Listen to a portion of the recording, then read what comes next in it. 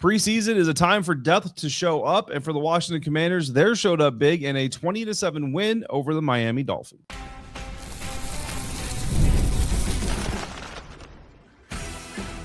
You are Locked On Commanders, your daily podcast on the Washington Commanders.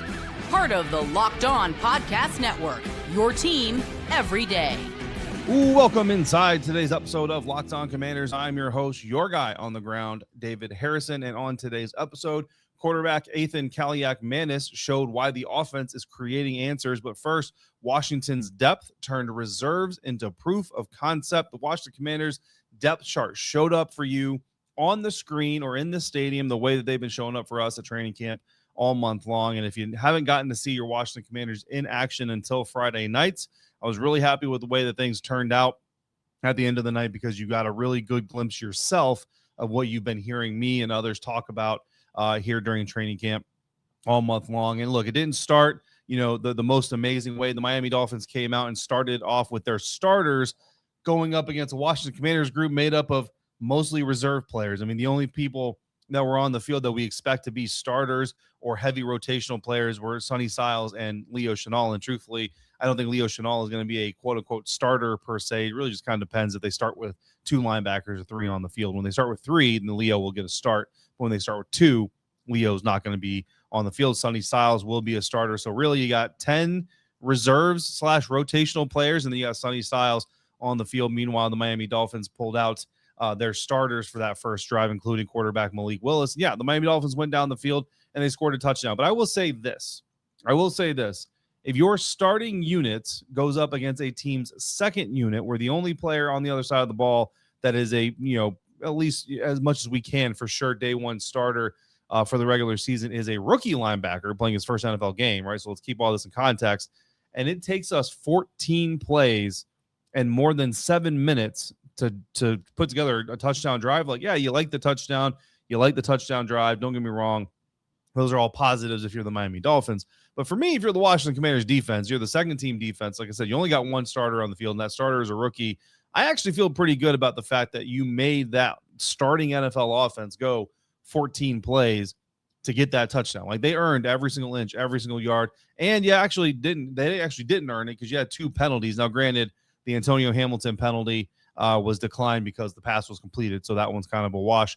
But then you had another penalty on a horse collar that kept the drive going as well. So, I mean, honestly, I came away from that first drive. I know there's a lot of conversation. A lot of people are kind of like, don't really like it.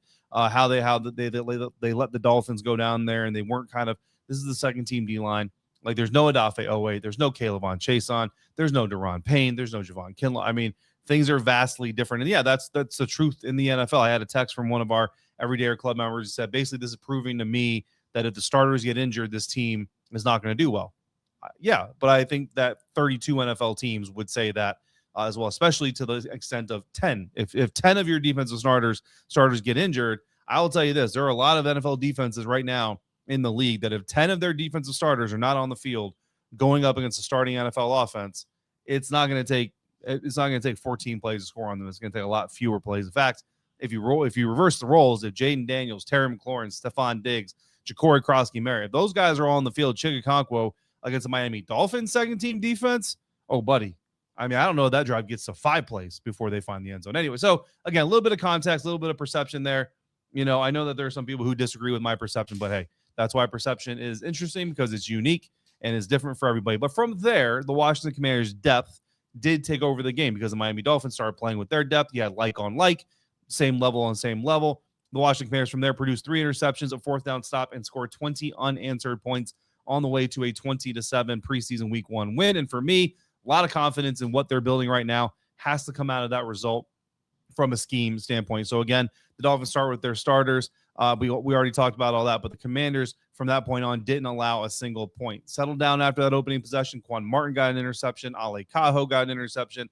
Malik Spencer got an interception. Ricky Barber and Johnny Newton defensively combined on fourth down stops. Ricky Barber consistently effective plays as a tackler and a pass rusher. Shai Tuttle, the veteran, made multiple strong run fits, block shedding, really good. Byron Cowart, who actually had that horse collar as the game went on, became increasingly disruptive in that night, including pressures that helped lead to some of those takeaways that we saw on the field. And just like we've seen all camp, it wasn't one guy carrying the defense.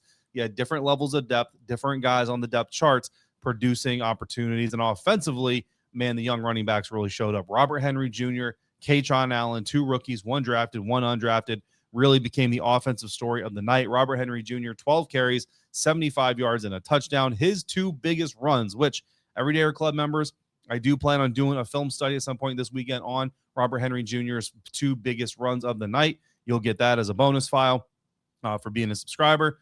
That's what you're looking for from a running back, man. 15-yarder. He pressed the line of scrimmage to the right side, saw a cutback lane, accelerated through the gap, hit that hole. On the 22-yard touchdown, he sets up his block. Patience out of an undrafted rookie free agent in his first NFL game. That is not normal. Gets outside, finishes the run, beats the defensive back to the end zone for the score. And Henry afterwards told us that reading the entire defense before the snap is something that running backs coach Anthony Lynn has really been working on with him. Kaytron Allen, meanwhile, 23 carries, 85 yards, got a touchdown himself, showed a lot of patience before hitting the C-gap on one big run, finished a first half touchdown drive with a 1-yard run.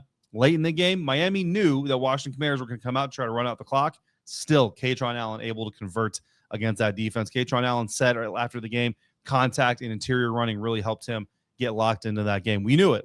That's what we were talking about. Kaytron Allen needs the pads. He needs the contact. He needs that type of energy. He got it on Friday night from the Dolphins, and he turned it into a really strong performance. So there is an element of depth in the running backs running against depth defenders that you have to keep in mind, right? So, like, nobody should be saying, like, hey, maybe Kaytron Allen's the next Bill, like, nothing like that. But there were also traits from both of those young running backs, from patience, reading, setting up blocks, all those things that matter at every level of ball, no matter where you're playing, no matter what level you're playing at. Next up, Athan Kaliakmanis continued some of the offensive standout performances, showed us that the Washington Commanders offense is going to have plenty of answers in 2026. That and more coming up next on today's episode of Locked On Commanders, part of the Locked On Podcast Network, your team every day. And today's episode of Locked On Commanders brought to you in part by Odoo. Running a business shouldn't feel like you're trying to connect a bunch of systems that were just never designed to work together in the first place. You got one app for accounting, one for inventory, another for sales, and somehow none of them actually know how to talk to each other. That's where Odoo comes in, because Odoo is an all-in-one business management software that brings every part of your business together in one powerful platform, from sales to accounting, inventory, marketing, all of it. It all works in one place and helps your team move faster, helps you stay organized, and helps all of you focus on growing the business instead of simply managing the tools that are supposed to be helping you in the first place. The best organizations know that success is not just about talent that showed up in the preseason opener for Washington. You have players out there. You got to make the systems work. That is how good operations work, and great organizations win because they know that those operations matter. And that's why you need to try Odoo. Try it for free today at odoo.com/lockedon. That's odoo.com/lockedon, odoo.com/lockedon. Today's episode is also brought to you in part by FanDuel. Baseball fans, if you think you know who's hitting a home run today or any other day, FanDuel is giving you a free chance to call your shot with daily dingers. It's easy to play. All you got to do is make your free pick on who you think is going to hit a home run in their game. And if you're right, you get a profit boost to use on your next bet for a chance at winning extra winnings, right? Best of all, you can make a free pick every single day throughout the Major League Baseball season. For Saturday, Brewers and Dodgers is one game that I'm looking at. National window, strong lineups, and a Dodgers starter who's had some recent troubles keeping the ball in the yard. That is usually where I start with daily dingers. Who's the matchup? Who has the power? Which game gives you that one swing feeling before the pitches even get going? But you don't have to take my game recommendation. You can look at all the games. Again, you get one free pick every single day throughout the Major League Baseball season. So if you think you know better, or if you think that I might be right, go ahead, head over to FanDuel.com. If you're ready to play your game today, join all that at FanDuel.com.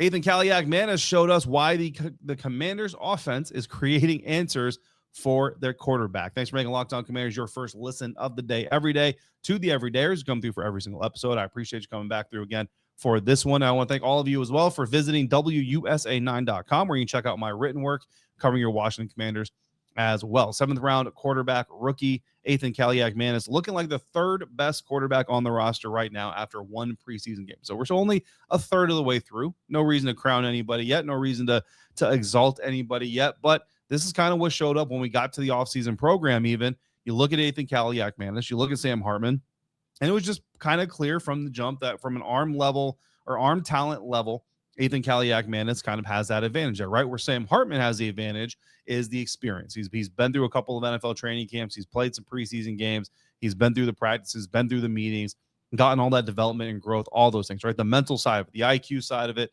everything. It matters. It absolutely matters. So where Athan Kaliakmanis has to catch up to Sam Hartman to get a grip of that third quarterback job is in those areas. And on Friday nights, Athan Kaliakmanis, not only did he look like he has the better arm, he looked like he has the better read, better processor, better decision maker, and ultimately had the better quarterback performance between the two. Not explosive night, not a night where you're going to go home and say, man, like maybe 16 could compete with 5. Not that you're ever going to get to that point in a preseason game anyway, but tape is going to be very interesting in this performance. 6 of 10 for 87 yards, no interceptions. His very first throw and completion, 16 yards to fellow rookie Antonio Williams. Interestingly enough, Antonio Williams' first catch of the night. Next up, follow that up with a 17-yard completion to tight end Colson Yankoff, who just continues to make plays. And again, it's one thing that I've been talking about here on the program all month long. Colson Yankoff just shows up every single day. He's making at least one play, if not multiple plays. So I was really happy for those of you who just have to trust my words until you get to see it on TV.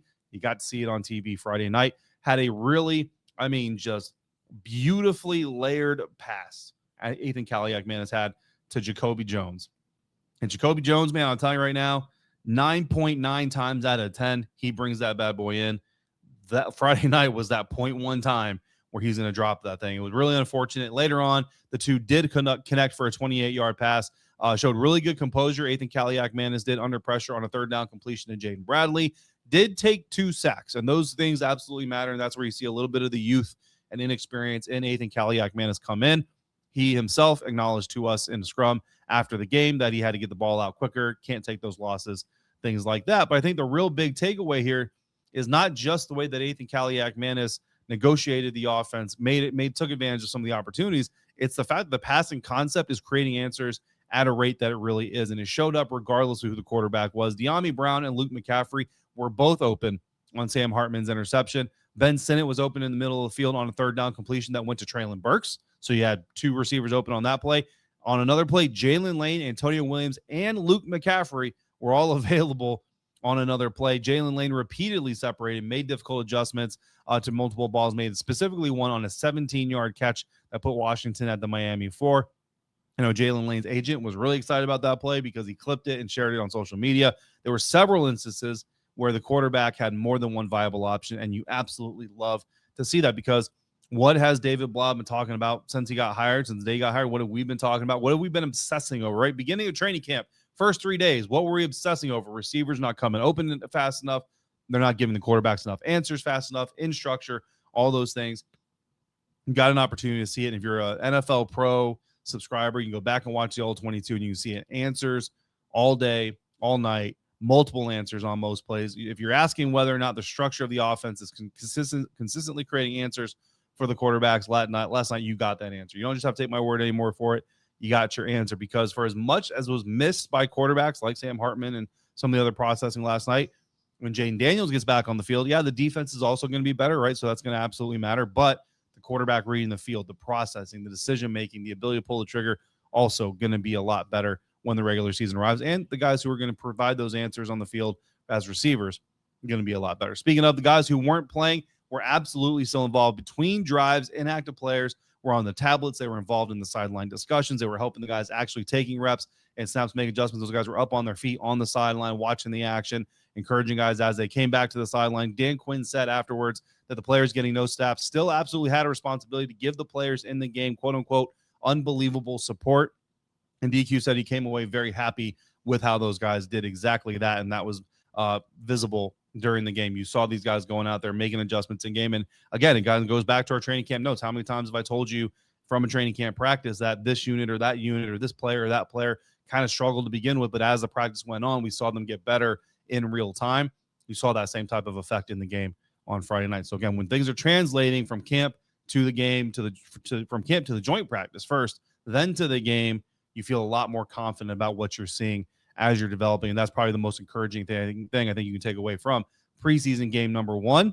Of course, it is the Miami Dolphins. There is a grain of salt there. I'm not going to ask the Commanders to apologize for who they went out there and took BTA to, but it is what it is. Detroit Lions, supposed to be a better opponent coming up. Baltimore Ravens supposed to be a better opponent coming up after that. The downside, I guess, if you look at it, is all three preseason opponents the Commanders are playing, none of them made it to the postseason last year, right? Not everyone played well. Of course, there were penalties, missed tackles, missed throws, other mistakes that are going to matter when the roster cut downs come, and you want to see these coaches be able to go out there and clean those things up. But Washington put a lot of young players, a lot of reserves in extended situations, asked them to adjust, asked them to get better as the night went on, and they did. Dan Quinn basically described the same progression after the game, saying he didn't like the slow defensive start, but he was pleased with the way the group responded and began getting stops. And the thing you should love too is Sonny Styles. Follow me on Instagram at dharrison_82. I posted a video of Sonny in the locker room after the game talking about how much, he and Leo Chenal didn't like the end of that first drive. Obviously, long drive, touchdown drive. Wanted to get back in the game, asked to go back in the game. They'll play again in Detroit is the expectation. And you love hearing that hunger from the young guy and the new linebacker, Leo Chenal. Next time on Locked On Commanders, we'll dive deeper into what we learned this weekend from Washington as we get geared up for Detroit Lions week. Another three more practices coming up before the next preseason game. So we will start diving into all the things that we can pull from it, why it matters, when it matters, where it matters, and how it sets up the next phase of Washington Commanders training camp. So I appreciate you coming back for that, coming through for this. And for your next listen of the day, please check out the Locked On NFL Scouting podcast as training camps continue moving forward. Host Kyle Krabs and Joe Marino are going to help you stay the most informed NFL fans this preseason. Find Locked On NFL Scouting on YouTube or wherever you're listening to this podcast and to the Everydayers.